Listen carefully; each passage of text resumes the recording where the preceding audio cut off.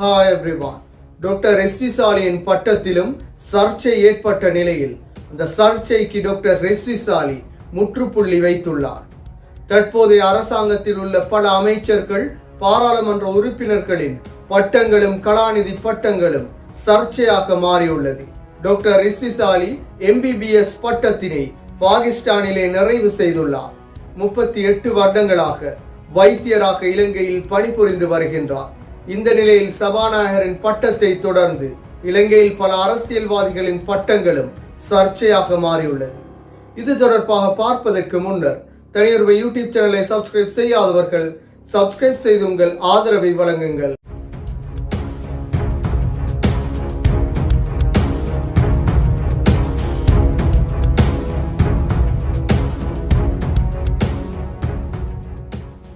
தற்போதைய தேசிய மக்கள் சக்தி சார்பான பல பாராளுமன்ற உறுப்பினர்களின் பட்டங்கள் தொடர்பாகவும் சர்ச்சைகள் ஏற்பட்டுள்ளது.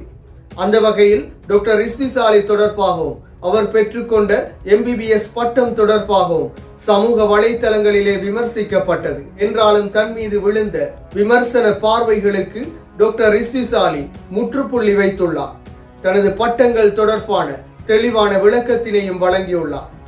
பாகிஸ்தானிலே 1986ஆம் ஆண்டு நிஸ்தார் மருத்துவ கல்லூரியிலே MBBS பட்டத்தினை பெற்றுள்ளார். அதே போன்று கொழும்பு பல்கலைக்கழகத்திலே DLO டிப்ளோமாவையும் நிறைவு செய்துள்ளார்.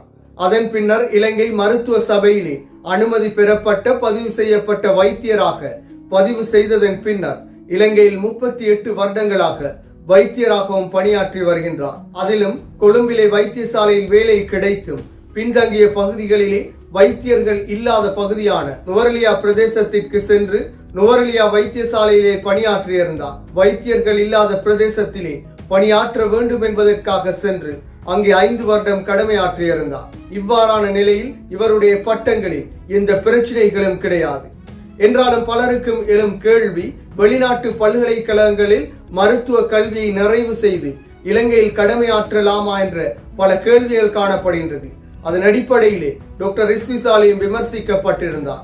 என்றாலும் இலங்கையில் மருத்துவ துறைகளுக்காக வெளிநாடுகளில் கற்பதற்காக இன்று வரைக்கும் மாணவர்கள் செல்கின்றனர். அங்கே கற்கை நெறியை நிறைவு செய்து டிகிரியை பெற்றுக் கொண்டதன் பின்னர் இலங்கைக்கு வந்து இலங்கையிலே பிரத்யேகமான பரீட்சையை நிறைவு செய்ததன் பின்னர் இலங்கையிலே வைத்தியராக கடமையாற்ற முடியும், MBBS வைத்தியராக கடமையாற்ற முடியும்.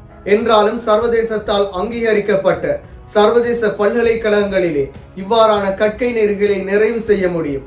அதன் அடிப்படையில் இன்று வரைக்கும் பங்களாதேஷ், பாகிஸ்தான், மலேசியா, இந்தியா, சீனா, ரஷ்யா என பல நாடுகளுக்கும் வைத்தியத்துறையை நிறைவு செய்வதற்காக இலங்கையிலிருந்து மாணவர்கள் செல்கின்றனர். இவ்வாறு 1986ஆம் ஆண்டு பாகிஸ்தானின் முல்தான் பிரதேசத்தில் அமைந்துள்ள நிஸ்தார் மருத்துவ கல்லூரிக்கு சென்று டாக்டர் எஸ்வி சாலியும் கல்வி கற்றிருந்தார். நிஸ்தார் மருத்துவ கல்லூரி பாகிஸ்தானில் காணப்படும் பழமை வாய்ந்த பல்கலைக்கழகங்களில் ஒன்றாக காணப்படுகின்றது.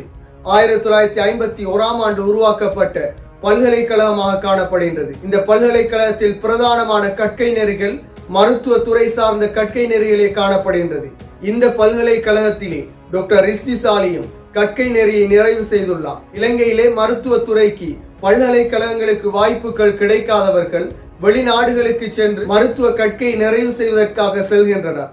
அங்கே MBBS பட்டங்களையும் பெறுகின்றனர்.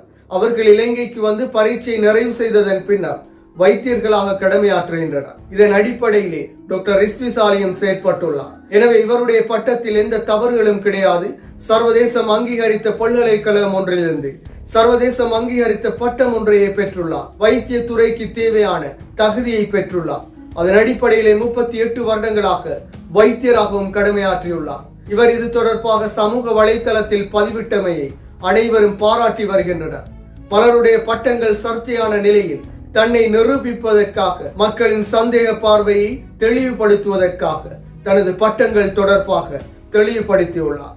இதே தெளிவினை ஏனையவர்களும் வழங்குவார்களாக இருந்தால் இலங்கையில் இந்த பட்டங்களும் கலாநிதி பட்டங்களும் தொடர்பாக எந்த விதமான பிரச்சனைகளும் ஏற்படாது. மீண்டும் ஒரு வீடியோ பதிவில் சந்திக்கும் வரை தனியொரு யூடியூப் சேனலை சப்ஸ்கிரைப் செய்யாதவர்கள் சப்ஸ்கிரைப் செய்து உங்கள் ஆதரவை வழங்குங்கள்.